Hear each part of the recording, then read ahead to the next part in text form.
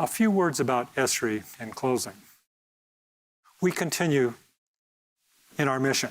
This is about serving you. We've had now 50 years of experience doing it, and we like it. I mean, all of us absolutely love you and love the opportunity to work with you. Our work is about advancing GIS and the science that underpins it.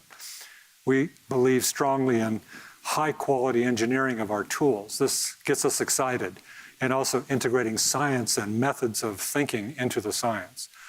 We are very proud to say that we continue to be stable and long and growing. And also we're especially excited about working with you. This conference normally in San Diego would have opened up thousands of opportunities to talk about this and start new adventures. But now we're working from home. And so I'd like to give you a little sense, while it's not San Diego, but a little sense of our people and how they're working from home to serve you. Could we roll this little video, please?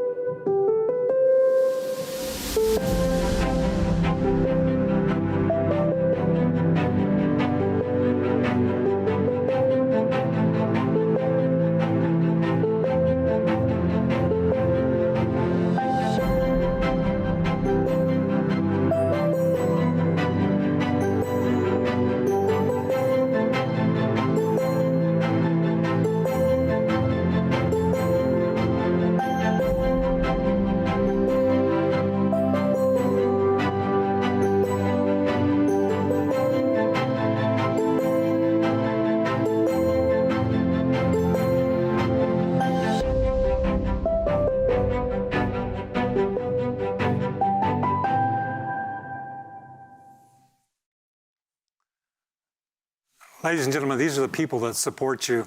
I really wish that we could be together in our normal way, but at least this is a way to give you some sense of who we are and what we're working on in support of you. A small team at Esri, actually it's a cross-cutting team, it's a virtual team, works to support you in disaster response. And this has been a team that's been operational for almost 30 years, supporting you in times of fire or hurricanes or different kinds of emergencies. And especially in the last few months, they've been working around the clock. That little map in the lower left-hand corner shows over 5,000 hub implementations around the world that stood up in response to the virus thing. But any disasters that happen, it's part of our organization and to support you, and it's in our DNA. Esri has, in addition to our own company, a rich ecosystem of partners, thousands of them actually, that do data for you, that do services for you, that do consulting with you. And some of these are quite large companies, big IT companies, and there are literally hundreds of startup companies that we support with software to get into this field and support you doing your work. We also have a series of special relationships. These are NGOs, again, around the world, that are focused on conservation, humanitarian response, and education. And we are privileged, actually, to work closely with organizations like the National Audubon Society and the Half Earth Project at Yale and Harvard, the World Food Program, and others. And I'm particularly proud of the relationship that we have with the National Geographic Society. And by the way, they are offering you to become members of National Geographic Society. All of our customers will get a few months of a free subscription. I mean, I grew up on the National Geographic Society. It seemed like a long time ago. Getting that magazine meant a lot to me as a kid, and I'm still really connected. In conservation, thousands of NGOs are supported by us in understanding and protecting nature. And in education, something we likewise care a lot about. We have programs for higher ed that are involving licensing to institutions and departments and to students. And by the way, we're making Learn ArcGIS lessons available to all students for a year. In the K through 12 program, I'm particularly excited because we have this program that goes to every school on the planet. And there are thousands and thousands and thousands of schools that use our curriculum and our platform to carry out work. I'm pleased to announce a new program with National Geographic Society we're going to hear more about on Wednesday. This is an amazing organization that understands geographic education curriculum. So we're coming together to offer new programs to help you, not only in your kids' schools, but kids' schools around the planet. Vicki Phillips, who's the vice president, is going to be coming in from DC, virtually on Wednesday. And this is her little quotation. She really wants to, she like us, is so passionate about kids in schools. She wants to use GIS to empower K through 12 education everywhere. And by the way, we're building the next generation. We've got to build that kind of literacy into kids, helping kids everywhere, students everywhere, children everywhere, acquire literacy skills, kind of like you have. And then develop the skills that actually let them be, 21st century workers that are going to change things. Let me close by a couple of comments. I've talked a lot about GIS and geographic science, and they are evolving rapidly. They're becoming what I like to call geospatial infrastructure. This is my dream, and I know it's a dream that many of you share. It's already helping individuals and organizations. It's helping whole communities do their work better.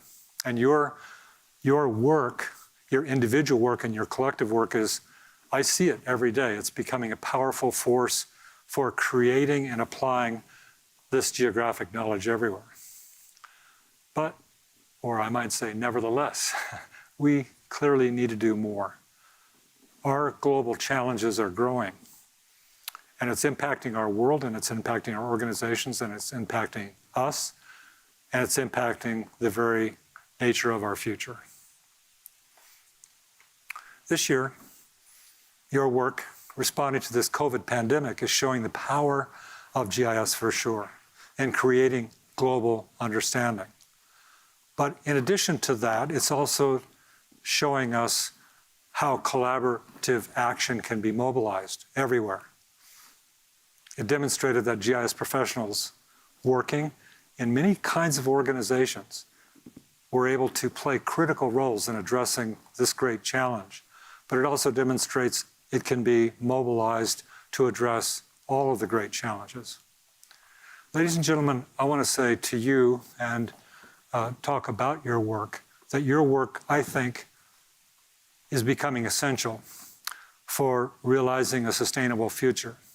It's kind of the bottom line for me that watching you do your work, watching the evolution of the tools empowering your work collaborating, seeing the great need for responding to these big issues, my forecast is you're essential. You'll be increasingly essential as the world continues to evolve. Well, this is not San Diego, ladies and gentlemen.